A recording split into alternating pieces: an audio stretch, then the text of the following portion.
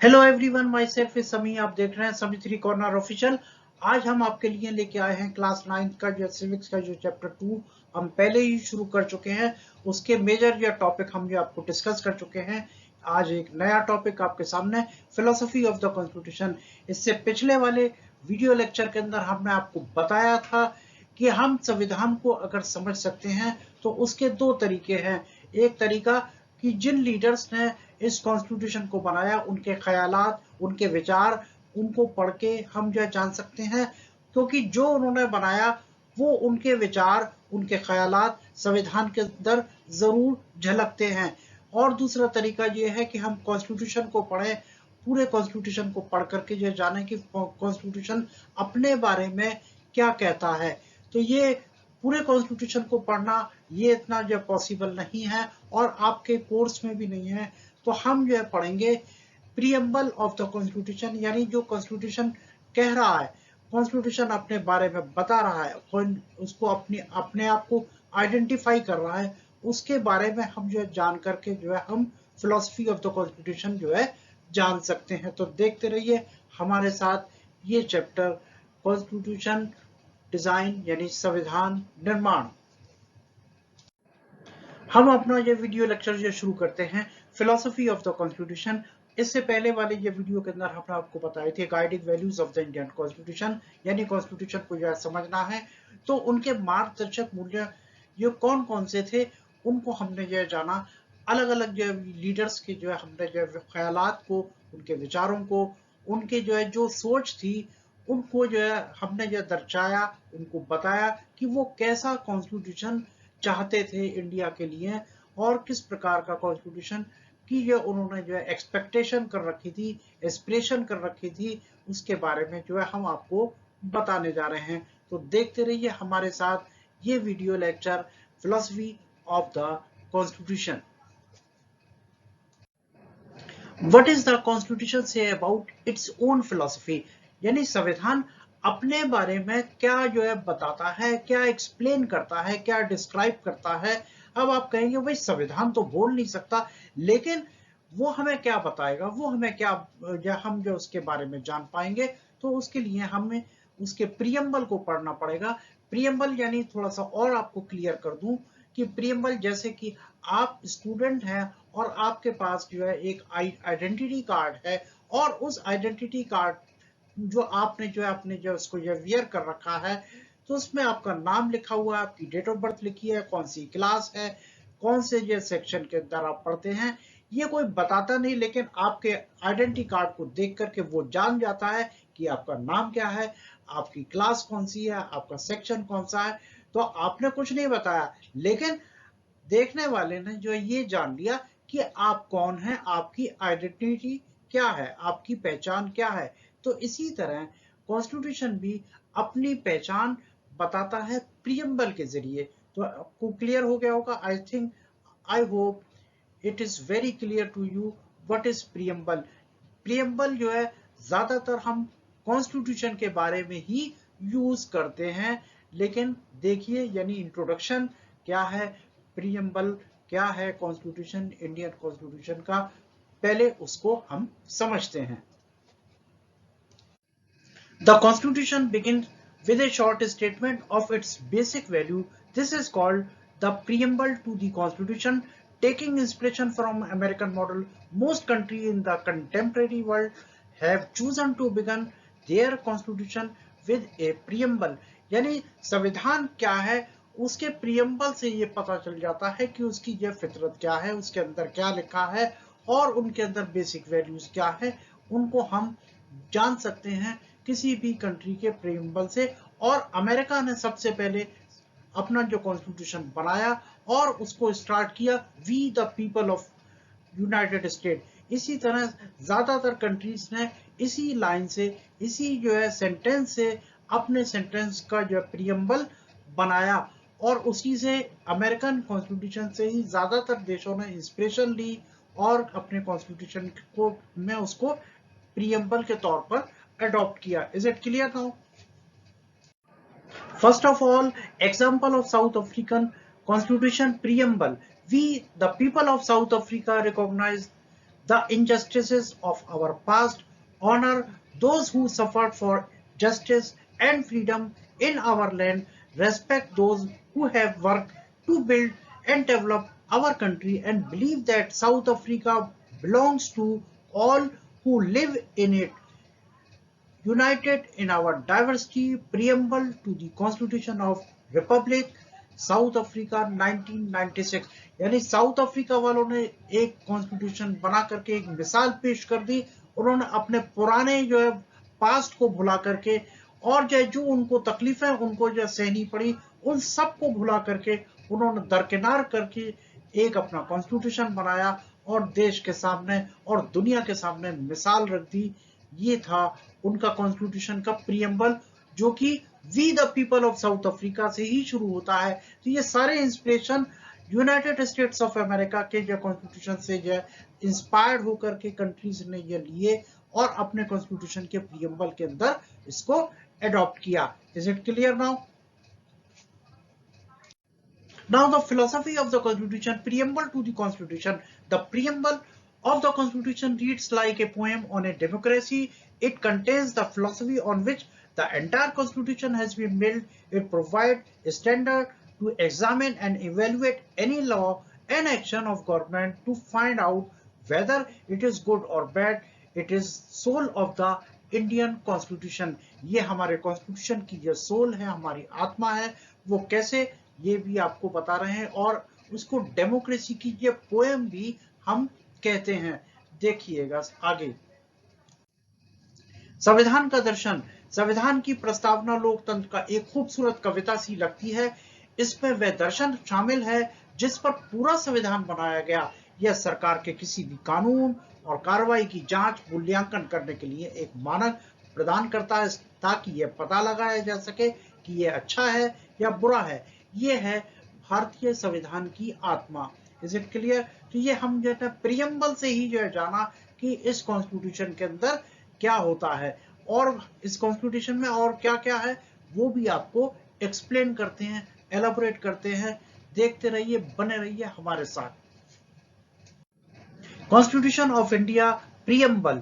We, the people of India, having solemnly resolved to constitute India into sovereign, socialist, secular, democratic republic and secure to all its own. Is it clear?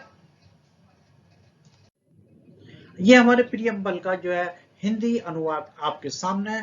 आपकी NCERT की जो किताबें हैं उसके अंदर भी कुछ ऐसा ही है दिया हुआ है। इसको बहुत गौर से पढ़िए और एक एक शब्द को हम एक्सप्लेन करने जा रहे हैं अपने इस वीडियो लेक्चर में। इसको एलाबोरेट करते जाएंगे। हम भारत के लोग भारत को संपूर्ण प्रभुत्व संपन्न समाजवादी आदि ये आपको सामने आपको एक्सप्लेन करते हैं। भारतीय संविधान की प्रस्तावना आपके सामने। संविधान लोगों द्वारा अपने प्रतिनिधित्व के माध्यम से तैयार और अधिनियमित किया गया, ना कि किसी राजा या किसी बाहरी शक्ति द्वारा उन्हें सौंपा गया। यानी the constitution has been drawn up and enacted by people through their representative and not handed down to them by king और एनी आउटसाइड पर्सन। यानी हमने इस संविधान को अपने प्रतिनिधित्व ये करने वाले लोगों से बनवाया, उन्होंने बनाया, उसको जब तैयार किया और हमने उसको जो अपने देश के लिए समर्पित किया। यानी अपने आप को ये समझ लीजिए हैप्पी बर्थडे हमने किया। तो ये प्रीएम्बल आपके जो सामने जो है constitution we the people of India से जो शुरू होता है, इसे आप अच्छे से देख लीजिए, समझ लीजिए और इसको और हम एलाबोरेट करते हैं बारी बारी से कि इसमें कौन कौन से पॉइंट यहाँ पे आए हैं। देखिए सबसे पहले जो वर्ड आया सॉवरन। सॉवरन की बात हो रही है यानी सार्वभौम। यानी जो है कहते हैं ना हमें अपने देश के लिए, जैसे अगर अपने घर के लिए कोई निर्णय लेना है तो हम किसी जो बाहर से जो नहीं किसी से नहीं पूछेंगे, हम खुद जो है उसका जो डिसीजन ले सकते हैं। इसी तरह कंट्री का डिसीजन लेने के लिए हमें किसी दूसरी कंट्री से, आजू बाजू की कंट्री से पूछने की जरूरत नहीं है हम ये काम करें या नहीं करें। जैसे कि आप जब मिसाल के तौर पर अपने घर के लिए आपको जो कोई सब्जी बनानी है तो ये नहीं कि आप पड़ोस वाली आंटी से पूछेंगे कि आज हम कौन सी सब्जी बनाएं, कौन सी सब्जी खाएं। ये डिसीजन आपका है, आपके घर का डिसीजन है। तो इसलिए तो सॉवरन का मतलब सार्वभौम। People have supreme right to make decision on internal as well as external matter. No external power can dictate the government of India. लोगों को आंतरिक और बाहरी मामलों पर निर्णय लेने का सर्वोच्च अधिकार है. कोई भी बाहरी शक्ति भारत सरकार को निर्देशित नहीं कर सकती. क्लियर. सार्वभौम का मतलब सॉवरन. हमें जो है खुद अपने फैसले करने होते हैं. Is it clear? Next point हमारा सोशलिस्ट यानी समाजवादी. Wealth is generated socially and should be shared equally by society. Government should regulate the ownership of land and industry to reduce socio economic inequality. यानी जो है जितने भी आर्थिक भेदभाव हैं, असमानताएं हैं, उनको दूर करने के लिए सरकार ने ये निर्णय लिया या हमारे कॉन्स्टिट्यूशन बनाने वालों ने इस पॉइंट को रखा. इसमें सोशलिस्ट यानी जितना भी हमारा पैसा है, धन है, सामाजिक रूप से उत्पन्न होता है और समाज द्वारा समान रूप से साझा किया जाना चाहिए. यानी उसको जो है इक्वली यह हमें जो है शेयर करना चाहिए. सरकार को सामाजिक आर्थिक असमानताओं को कम करने के लिए भूमि और उद्योग को के स्वामित्व को विनियमित करना चाहिए. तो इसका मतलब सोशलिस्ट भी हमारा कॉन्स्टिट्यूशन बताता है. नेक्स्ट पॉइंट सेक्युलर यानी धर्मनिरपेक्ष. यानी कोई भी धर्म सरकारी धर्म नहीं है. सबके सारे के सारे ये धर्म हैं जितने भी कंट्री के अंदर, उनको सबको समानता प्रदान करने का जो है हमारा संविधान जो है परमिशन देता है, इजाजत देता है. और वो क्या है? Citizen have complete freedom to follow any religion. कोई भी किसी भी धर्म को अपना सकता है, पालन कर सकता है और उसकी पूर्णता उसको स्वतंत्रता है. लेकिन कोई आधिकारिक धर्म नहीं है, ऑफिशियल यह धर्म नहीं है. सरकार सभी धार्मिक विश्वासों और प्रथाओं को समान सम्मान के साथ मानती है, ऐसा हमारा संविधान कहता है. अगला पॉइंट है डेमोक्रेटिक. यानी ये संविधान हमें क्या बताता है? डेमोक्रेटिक, लोकतांत्रिक. A form of government where people enjoy equal political right, elect their ruler and hold them accountable. The government is run according to some basic rule. सरकार का एक रूप जहां लोग समान राजनीतिक अधिकारों का आनंद लेते हैं, अपने शासकों का चुनाव करते हैं, उन्हें जवाबदेह ठहराते हैं. यानी सरकार से सवाल पूछ सकते हैं कि भाई जो आप काम कर रहे हैं वो ठीक कर रहे हैं या नहीं कर रहे. इसके बारे में यह जवाबदेही होती है और जनता का अधिकार होता है कि सवाल पूछने का. और सरकार के कुछ बुनियादी नियमों के अनुसार जो है ये सब चलता है, ऐसा हमारा संविधान कहता है. ये संविधान की हमारे दर्शन की एक और पहचान. यानी डेमोक्रेटिक है हमारा देश, ये हमारा संविधान बताता है. अब ये देखिए रिपब्लिक यानी अगला पॉइंट हमारा रिपब्लिक यानी गणतंत्र. The head of the state is an elected person and not a hereditary position. राज्य का मुखिया एक निर्वाचित व्यक्ति होता है, ना कि वंशानुगत पद. यानी ऐसा नहीं कि जो बाप जो यूज कर रहा है उसके बाद बेटा आ जाए, ऐसा नहीं, बल्कि वो इलेक्टेड होता है, पब्लिक उनको चुनती है और उनको जो है इलेक्ट करके जो है संसद में भेजती है. ऐसा हमारा संविधान कहता है कि हमारा देश रिपब्लिक है यानी गणतंत्र है. Is it clear? Next point justice यानी न्याय. सभी जो है नागरिकों को किसी भी जाति के हों, किसी भी धर्म के हों, किसी भी लिंग के हों, उनके आधार पर भेदभाव नहीं किया जा सकता. सभी को सामाजिक असमानताओं को कम करना होगा. सरकार को सभी के कल्याण के लिए काम करना चाहिए, खासकर वंचित समूहों के लिए. Citizen can not be discriminated on the ground of caste, religion and gender. Social inequality have to be reduced. Government should work for welfare of all, especially of the disadvantaged group. यानी सभी को इंसाफ जो चाहिए, सभी को इंसाफ मिलना चाहिए, ऐसा हमारा संविधान कहता है. ये हमारे संविधान के प्रियम्बल के अंदर दर्शाया गया है. हमारा जो कॉन्स्टिट्यूशन का प्रियम्बल का लिबर्टी यानी स्वतंत्रता. There are no unreasonable restriction on the citizen in what they think, how they wish to express their thought, and the way they wish to follow up their thoughts in action. नागरिकों पर कोई अनुचित प्रतिबंध नहीं है कि वो क्या सोचते हैं, अपने विचारों को कैसे व्यक्त करना चाहते हैं और जिस तरह से वो अपने विचारों का पालन करना चाहते हैं। यानी सभी व्यक्तियों को जो है समान मतलब जो लिबर्टी है, स्वतंत्रता है कि वो अपने विचारों को, अपने थॉट्स को जो है किस तरह एक्सप्रेस करें और उनको पूरी पूरी आज़ादी है अपने विचारों को व्यक्त करने की, ऐसा हमारा संविधान कहता है। लिबर्टी के बारे में ध्यान से नोट कर लीजिए। All are equal before the law. The traditional social inequality have to be ended. Government should ensure equal opportunity for all. कानून के सामने सब बराबर हैं। पारंपरिक सामाजिक असमानताओं को समाप्त करना होगा। सरकार को सभी के लिए समान अवसर सुनिश्चित करना चाहिए। यानी सभी को, सभी देश के नागरिक समान हैं, उनके अधिकार समान हैं और ये ऐसा हमारा संविधान कहता है। इक्वलिटी यानी समानता का अधिकार हमारे नागरिकों के लिए हमारा ये संविधान दर्शाता है।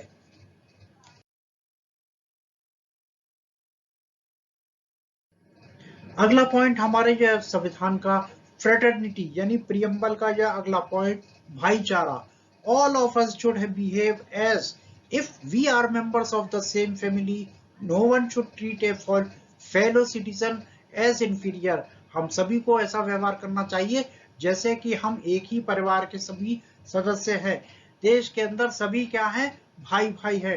किसी को भी अपने साथी नागरिकों को हीन करना या हीन बनाने का अधिकार नहीं है, किसी को नीचा दिखाने का अधिकार नहीं है। सभी को भाईचारे के साथ रहना है और भाईचारे का पालन करना है, ऐसा हमारा संविधान बताता है अपने प्रियम्बल में। तो स्टूडेंट, प्रियम्बल के जरिए से हमने जो अपने कॉन्स्टिट्यूशन को जो है समझा, पहचाना कि वो हमारे को जो है क्या यह बताना चाहता है, क्या एक्सप्लेन करना चाहता है। ये हमने पूरे कॉन्स्टिट्यूशन को ना पढ़ करके उसके प्रियम्बल को ये पढ़ करके समझ लिया, जान लिया कि इसके अंदर क्या है, इसकी फितरत क्या है, ये हमने अच्छे से पहचान लिया। अब जो है फाइनली हमारे पास जो है एक जो टॉपिक और जो बचा है इस चैप्टर का, वो है इंस्टीट्यूशनल डिजाइन। इस जो चैप्टर को जो है हम जो है इस टॉपिक को हम आपको जो है नेक्स्ट ये वीडियो लेक्चर के अंदर ये बताएंगे। लेकिन इससे पहले आपको ये बता दें, जिन स्टूडेंट ने हमारे जो पिछले जो है वीडियो जो मिस कर दिए हैं, उनका वीडियो लिंक हमने जो डिस्क्रिप्शन बॉक्स के अंदर जो है डाल दिया है। तो सबसे पहले आप उनको जो है देख लीजिए, अच्छे से समझ लीजिए और इसके बाद ताकि आपकी कंटिन्यूटी बन जाए और आप अच्छे से कॉन्स्टिट्यूशनल डिजाइन को जो है समझ पाए। तो ये जो है बहुत ही इंटरेस्टिंग और इंफॉर्मेटिव चैप्टर आपके लिए जो चल रहा है। इसका फाइनल टॉपिक हम आपको अगले वीडियो लेक्चर के अंदर बताएंगे। तब तक के लिए thank you very much, thank you very much.